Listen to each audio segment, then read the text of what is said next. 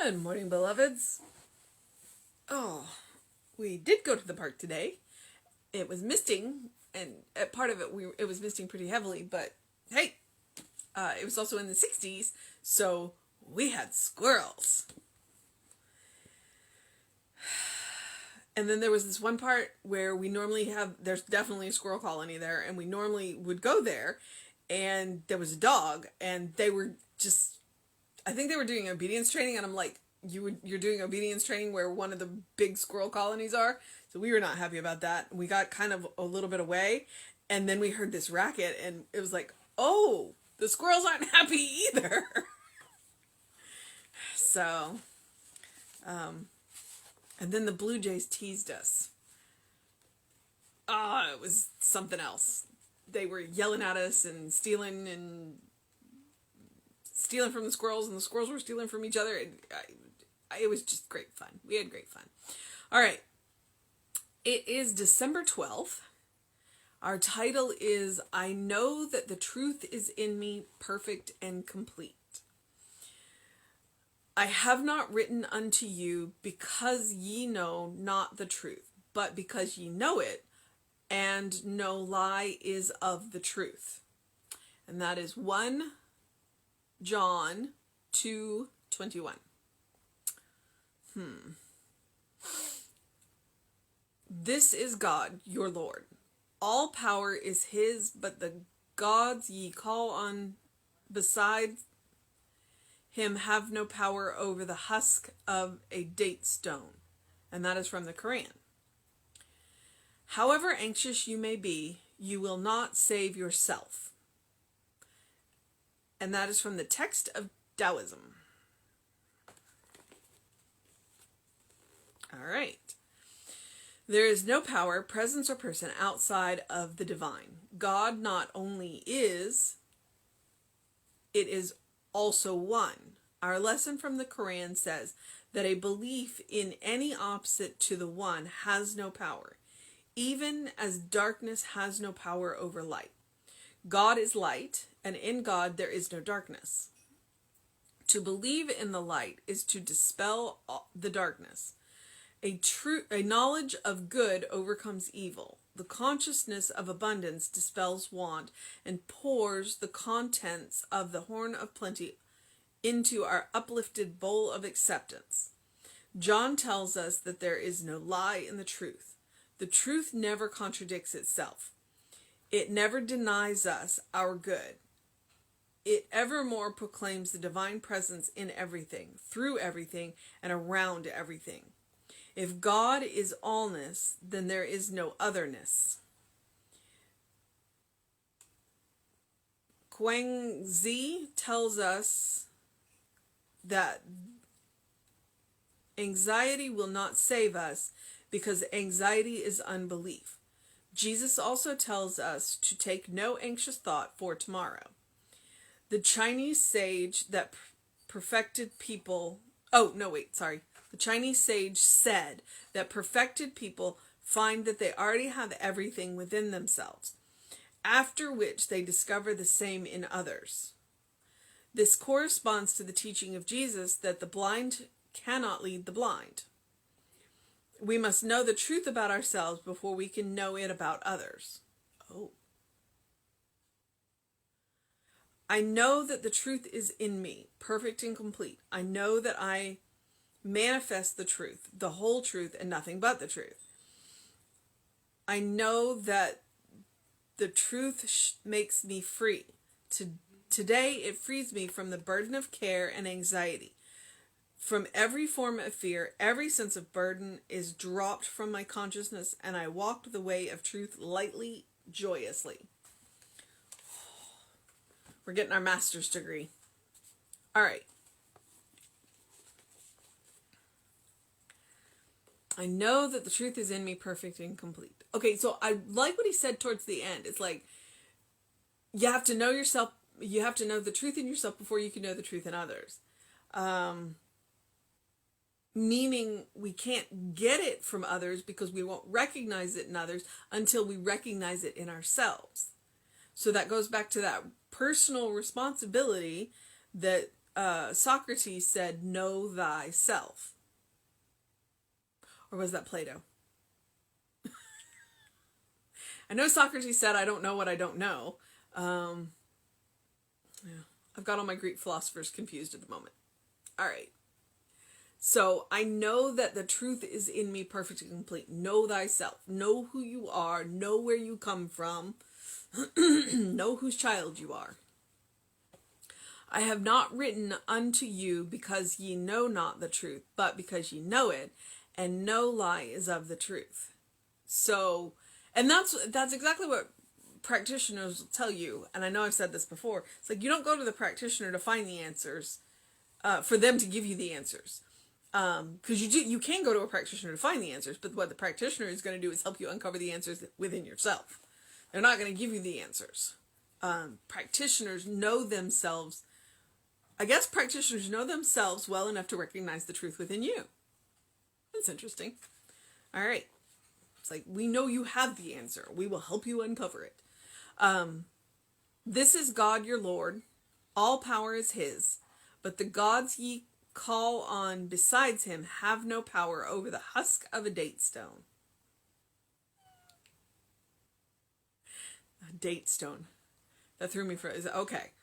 Basically, that's from the Quran, and he's saying there's one God, and that's the only one, and all these other names that you're using don't mean anything. There's one God.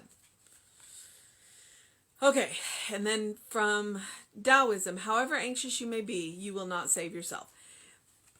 I've read in several places that anxiety is fear of the future, and depression is regret of the past. And the way to work on both of them is to live in the now. It's like the future will take care of itself, and the past is done. There's not anything we can do to change the past. Now, if we have made mistakes in the past, we can correct them now. We can stop making them. We can make amends. We can do all of that. But worrying about the future is, as Albert Einstein says, is a misuse of imagination. Don't worry about the future. Imagine a better one and work towards that. Trust me, anxiety, not fun, not healthy. I'm not saying to not look to the future, but if you're going to look to the future, don't worry that it's going to be bad. Imagine it better. Okay, so there is no power, presence, or person outside of the divine. God not only is, it is also one. Our lesson from the Quran says that a belief in any opposite to the one has no power, even as darkness has no power over light. And that's true. Darkness can't snuff out light. But light definitely can chase off darkness. Okay. God is light, and in God there is no darkness. To believe in the light is to dispel the darkness. A knowledge of good overcomes evil. Now that's true. It's like if you know where your good is coming from, and you're willing to recognize, the good in everyone and the good in the situation, then it goes a long way to making a whole lot of situations bearable, and when they're bearable, you can make them better.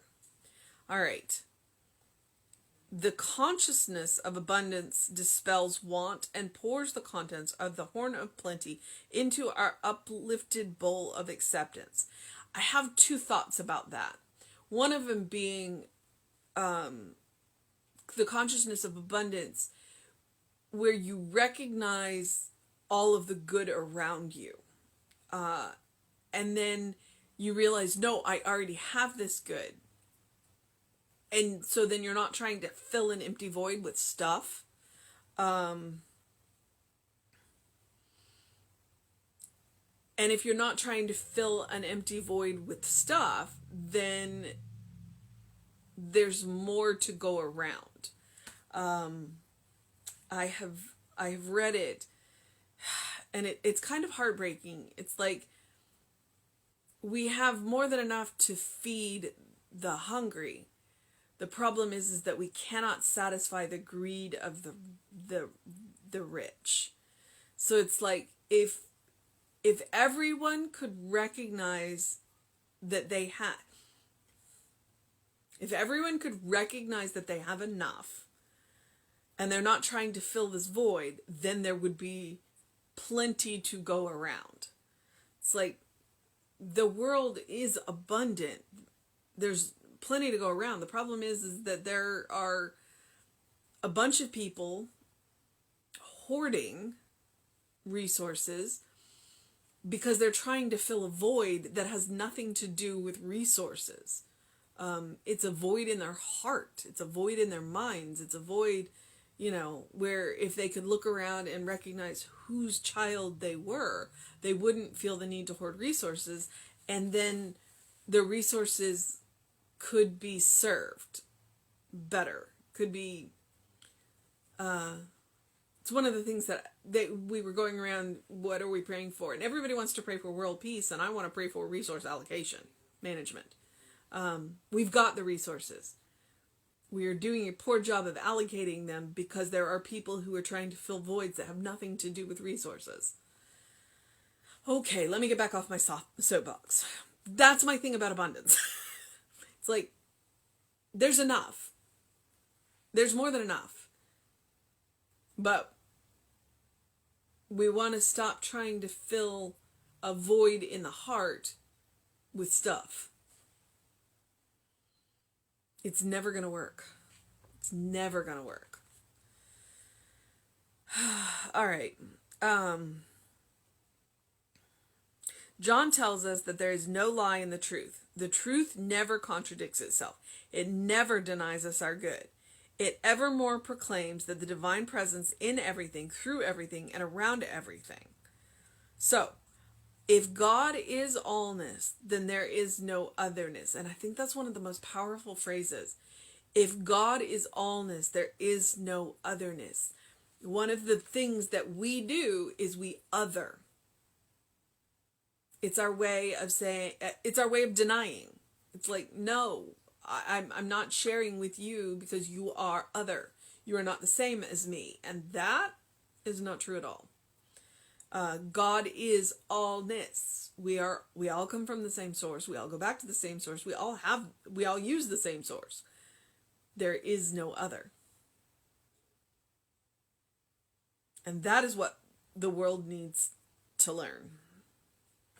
We literally are our brothers and sisters keepers. Kuang-zi tells us that anxiety will not save us because anxiety is unbelief. Anxiety is unbelief. It's worry. And do not get me wrong. Anxiety is a true mental illness. And that is when the brain chemistry is not functioning. That is a physical problem. So if you have clinical anxiety, please do not take that as unbelief. Take that as go and see a doctor and get help. Run-of-the-mill anxious thoughts that we have every day, that's unbelief. The mental illness is not unbelief, and there are ways to help that. So if you need the medication for anxiety, please don't read that as don't take your meds and just believe harder. Please don't. No. Because medicine is from God too. And anxiety is horrible and awful, and I would not wish it on anybody because I've been there. So if you need medication for anxiety, please do not read that as unbelief. Please treat and take your meds, and your quality of life will be so much better. All right. Jesus also tells us to take no anxious thought for tomorrow. The Chinese sage said that perfected people find that they already have everything within themselves. After which they discover the same in others. And that's what I said. That's what I was talking about initially, is that it's like, know yourself, and then you can recognize it. When you know the truth of yourself, then you can recognize the truth of in other people. When you know that you are the child of God, then you can recognize the children of God all around you. When you know that you come from source, then you start to recognize the source all around you. Know yourself. Perfected people. Whole people. Not flawless people. Whole people. It's like, know who you are. Know where you come from. Know whose child you are. This corresponds to the teaching of Jesus that the blind cannot lead the blind. We must know the truth about ourselves before we can know it about others. I've never thought about it that way. The blind can, the obvious, the blind. So it's like, when you know that you are a child of God, then you can reach out and show people that they're also the children of God. When you know love, then you can teach love. I know that the truth is in me, perfect and complete. I know that I manifest the truth, the whole truth, and nothing but the truth. I know that the truth makes me free. Today, it frees me from the burden of care and anxiety. Every form of fear, every sense of burden is dropped from my consciousness, and I walk the way of truth lightly and joyously. Affirmation much? So, I'm going to say it again for you. I know that the truth is in you, perfect and complete. I know that you manifest the truth, the whole truth, and nothing but the truth. I know that the truth makes you free. Today, it frees you from the burden of care and anxiety. Every form of fear, every sense of burden is dropped from your consciousness, and you walk the way of truth lightly, joyously. That's just powerful. So our mission today, really honestly, should we choose to accept it, is to know ourselves, to look within for the answers, to look within to realize whose children we are. And then once we know ourselves as whole people, then we look out and we recognize all of the children around us, the children of spirit around us. So that is the mission today.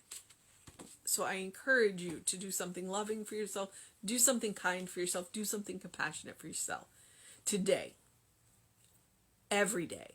Please live in that state of grace, because you are a child of God and you deserve it. You are a beloved child of spirit, in whom spirit is well pleased now and forever. That is the state of grace that we live in. Regardless of what anybody else tells us, the truth is within you. The love is within you. So open the windows of your soul. Allow that breath of heaven to remind you who you are.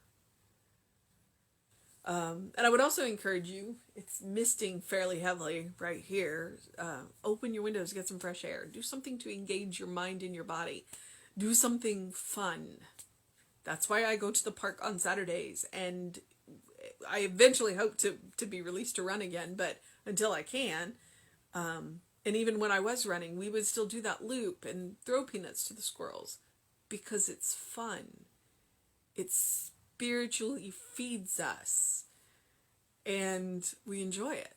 So please do so. Find something that really makes you happy, that is simple, such as feeding the squirrels in the park. And do what you need to do to make it a fantastic day. All right. Reverend David will be on with you around 5 p.m. I will be back with you at 9 a.m. And since it's Saturday, that means that tomorrow we have the 11 a.m. service right here on Facebook Live. So, yeah, do what you need to do to make it a fantastic day. And let me show you my distraction for today. If he will let me, he may or may not, but we'll see.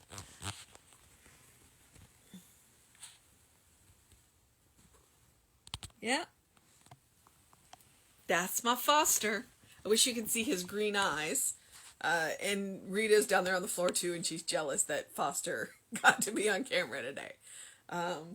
He was sitting close enough that I could pet him while I was talking, so I love having cats. They definitely feed my soul. All right, beloveds, have a wonderful day.